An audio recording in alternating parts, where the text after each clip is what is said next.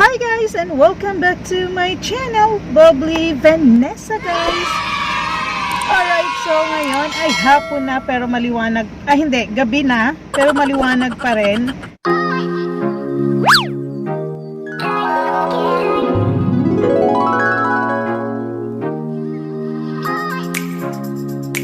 Today is Tuesday guys, March 16 and it's 6:30 in the evening guys.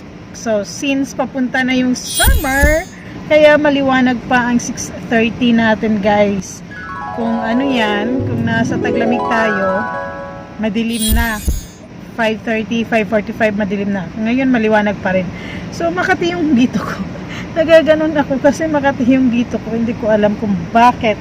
Okay, so ngayon guys, magbabayad tayo ng internet. And then next will be iikot-ikot tayo para sa decoration natin. Maghahanap tayo for this coming Friday. So meron akong kulang na mga, alam mo yun, gagamitin for decoration. So nakuha ko na yung mga banner, kumpleto na yung mga balloons, and what else, yun lang, yung parang papel na ibabalot ko para mag same ano siya, kulay. So andito tayo sa my gift market guys. Kailangan ko lang ng red talaga to. So ayan, nakita natin dito yan. So lipat tayo sa kabilang tindahan guys. Ang hirap, lakad ng lakad. Ikot ng ikot. Nahanap yung mga decoration. So ganito yung trabaho natin guys. Pagsapit ng gabi, ikutan ng ikot para sa decoration. Maghahanap para sa decoration natin. Kasi pag wala sa isang tindahan, punta sa kabilang tindahan. Alam mo yun?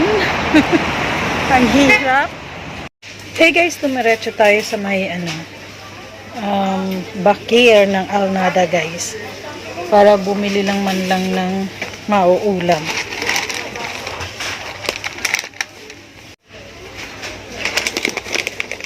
Ito is 7 dirhams. 7.50. Dito yung mga Filipino products guys. Yung mga chips. Ayan, may chippy. Pero kukunti lang yung ano nila. Display today. Ubos na ata. Ubos na ata.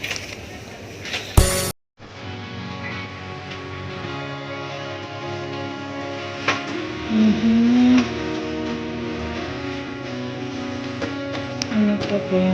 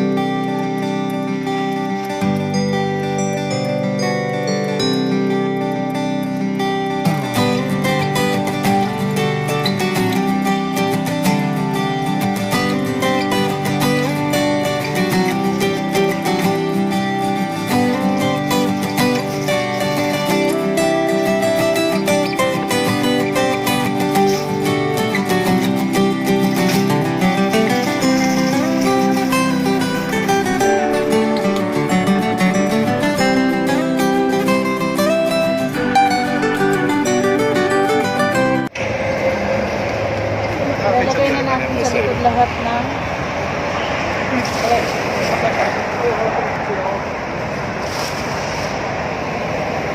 bigla ang grocery guys instead of ulam lang.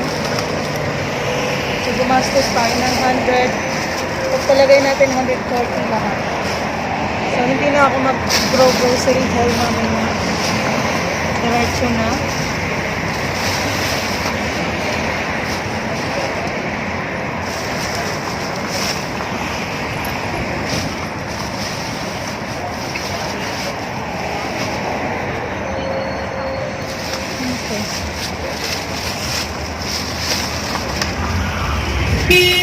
Yung comfort ang mura.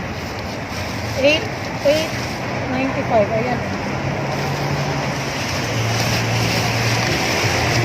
Pwede yung hatay ng isa guys.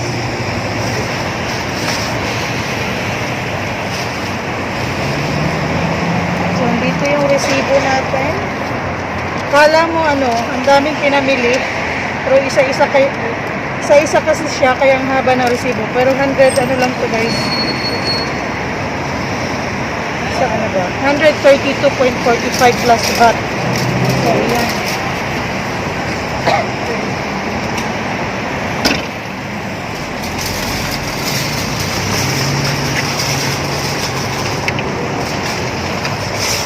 So, let's go.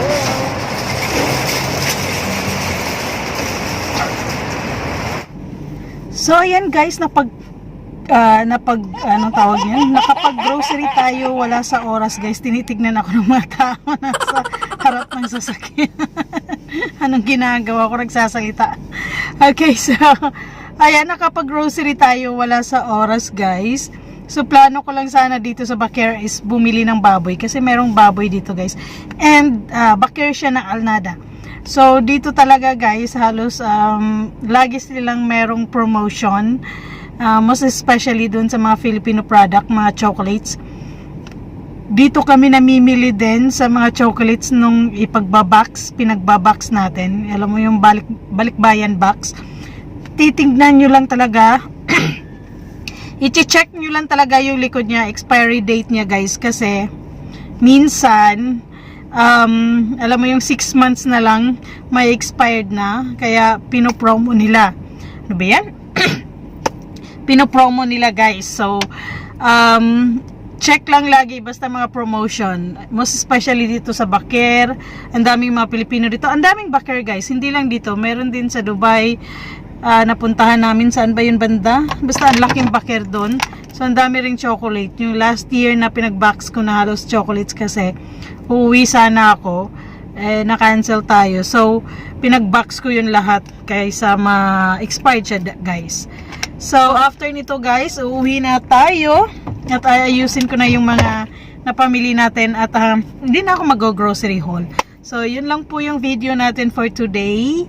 At marami pa tayong gagawin at nagugutom tayo. Ewan ko kung sa bahay na lang kami kakain or kakain sa may na lang dito sa mga restaurant guys. So, yun lang po yung video natin for today. Hope you like this video guys. Don't forget to like, share, and subscribe, and comment down below, of course, kung ano pong mga gusto nyong i-video dito sa may UAE Dubai guys. And subscribe for those who haven't yet, and click the notification bell so you're always updated or notified once I have new videos. See you on my next vlog guys. Bye bye, bye bye, bye, and thank you so much.